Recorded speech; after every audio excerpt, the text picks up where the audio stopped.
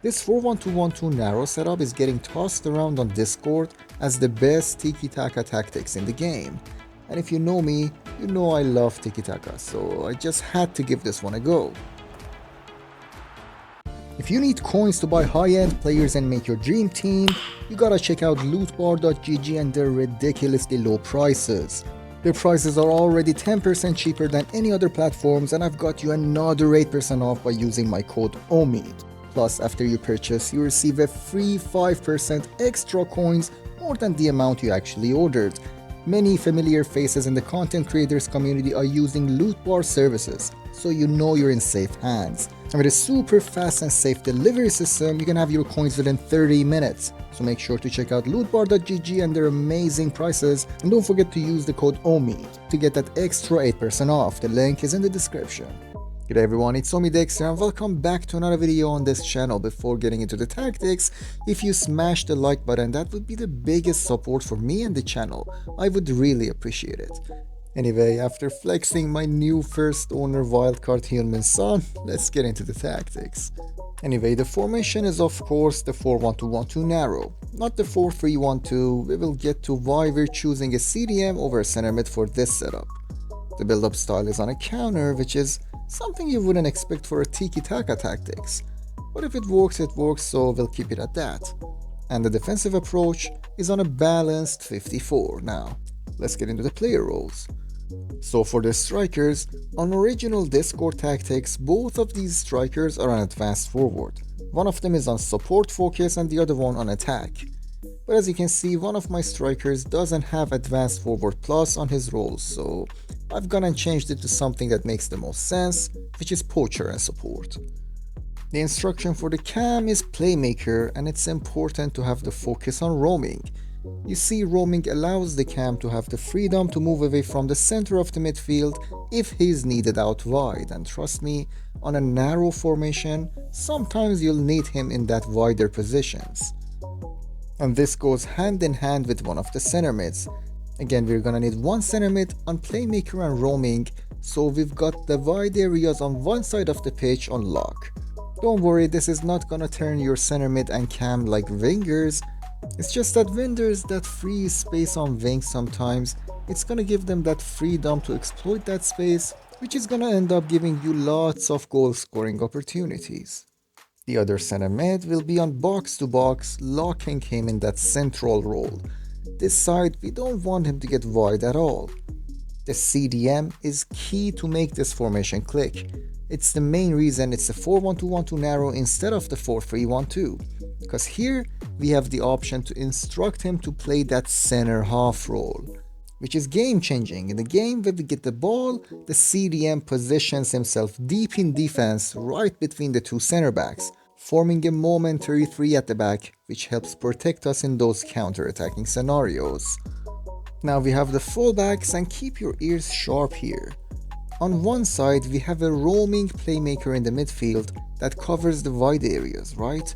So the fullback on this side doesn't need to commit forward to offer width. He's on wing-back balanced, going forward a bit, offering some early passing support in the build-up. If you want a slightly more meta option, fullback and balance could be the way to go. On the other side though, the center mid is not getting wide. Neither is the striker, so our more attacking fullback here needs to be on attacking wing-back and balanced, making sure he has that left side on the pitch fully covered. And the last line of defense are the two center backs, which are gonna both be on defender and defend. And finally, the goalkeeper. I play all of my goalkeepers on sweeper keeper and build up now, and I suggest you do the same. So there we go with the tactics, and on your screen here you can see the code. I'll make sure to put it down in the description as well. Now let's get into some gameplay. When I first came across this tactics, I was like, nah, I don't see this formation going far. I'm sure it's gonna be fun, but I don't see how it could find a place in the current meta. The first 10 minutes of me trying this in-game though really took me by surprise. The attacking movement of the players seemed to be insane. Players were darting forward, there were always a bunch of free passing options, and the diagonal runs I was getting was just, let's just say it's like scoring goals on easy mode. You have that perfect triangle of the cam and the two strikers up top, the midfield support is there, the overlapping run of the fullback on one side. Playing it was really a refreshing experience. But is it solid defensively? That's where it gets tricky. Yes, it's actually alright in defending. The CDM playing as the third center back helps a lot in consistency. And I love how sometimes he pops out of the defense and pushes the ball holder aggressively. The wing back on the right side didn't bother me at all though. He seemed to always come back and play his defensive role just in time. But for me it was the attacking wing back that just, if I'm talking strictly about meta, you cannot leave a freeway on one side of your defense for the opponent's wingers to exploit. Having a super fast center back on the same side of the attacking wingback certainly is the way to go.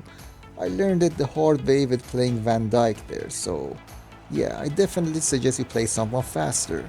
But nonetheless, you need to always keep in mind to expect the counterattacks to be deadly always on that side of the defense.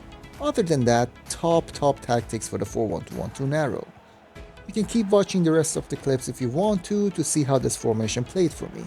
I will see you at the end of the video.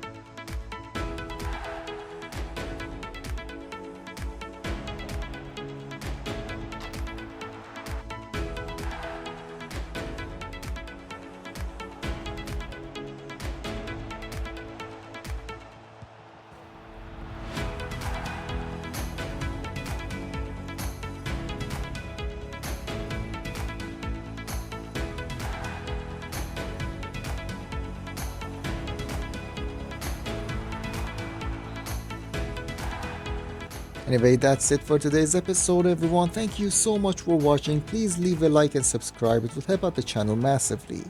This is the end of this episode, and hopefully I'll see you on the next one.